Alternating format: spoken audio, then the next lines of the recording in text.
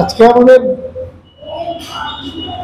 জেলা তৃণমূল কংগ্রেস কার্যালয়ে আমাদের নবনির্বাচিত তৃণমূল মহিলা কংগ্রেসের সভানেত্রী নীলা মুন্সি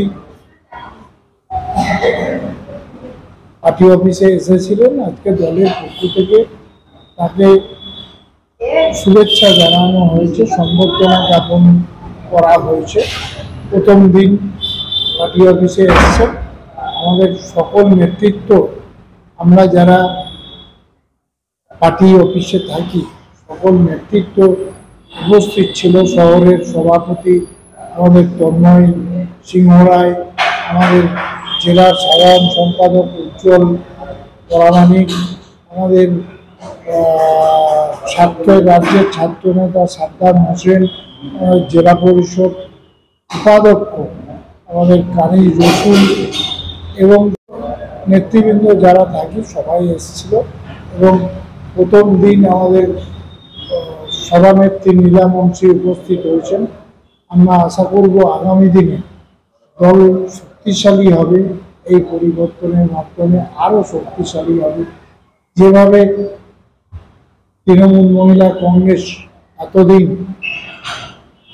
সাংগঠনিকভাবে কাজ করেছে, শক্তিশালী হয়ে কাজ করেছে, সেইভাবেই তৃণমূল কংগ্রেসকে নতুন সভানেত্রী আরও শক্তিশালী করবে, আমরা এই আশা রাখি। ওটা তো আমাদের দলের তো সিস্টেম, তো যখন যাকে দরকার দল করে, ওটা নির্দিষ্ট কিছু সময়সীমা নেই, ঠিক আছে। আর আগেতে যিনি ছিলেন তিনি এতদিন কাজ করেছেন, আবার নতুন করে নতুন লোককে করেছে। নিশ্চয়ই নতুন মুখ, নতুন ভাবে যেভাবে ছেড়েছিল, যে অবস্থায় পুরাতন সভাপতি ছেড়ে গেছে, সেই অবস্থাতেই আরো শক্তিশালী করতে পারবে দল।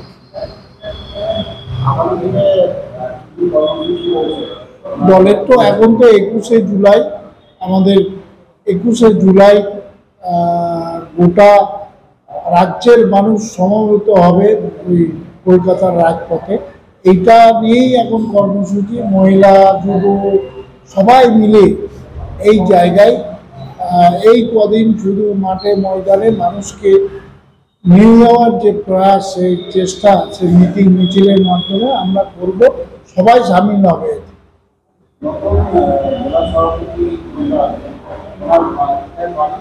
আমাদের বর্ধমান শহরেই বাড়ি, বর্ধমানেই বাড়ি, কর্মসূত্রে কলকাতায় থাকেন, কিন্তু এখানেও আসেন। নতুন করে কাজ পেয়েছেন, ঘরের মেয়ে, আবার দলে দায়িত্ব পেয়েছেন, নিজের জেলায় দায়িত্ব পেয়েছেন। নিশ্চয় আরো বেশি দল শক্তিশালী হবে ওনার নেতৃত্বে। রাজনীতি একদম সর্বক্ষণে রাজনৈতিক কর্মী, দলের রাজনৈতিক কর্মী, এবং আমাদের বর্তমান জেলারই মেয়ে, ঘরের মেয়ে, সে নতুন করে দায়িত্ব পেয়েছে, ভীষণ ভালো। দেবু টুডু, রাজ্য তৃণমূল কংগ্রেসের আদিবাসী শাখার চেয়ারম্যান।